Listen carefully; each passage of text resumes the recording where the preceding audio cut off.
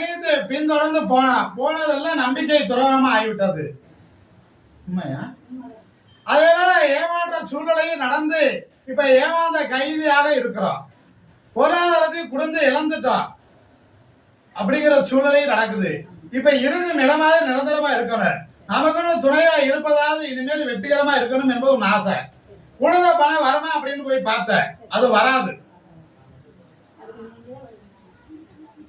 அது வராது, புரியுதா?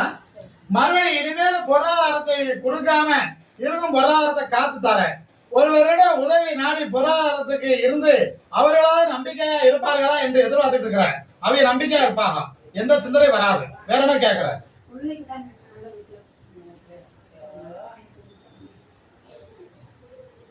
புரியுது?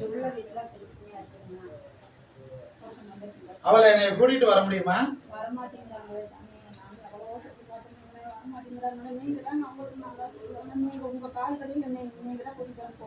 இந்த கனியை கொண்டு போய் நீ இருக்கும் இடத்துல என்னை நினைத்து பூஜை செய்து கும்பிடு.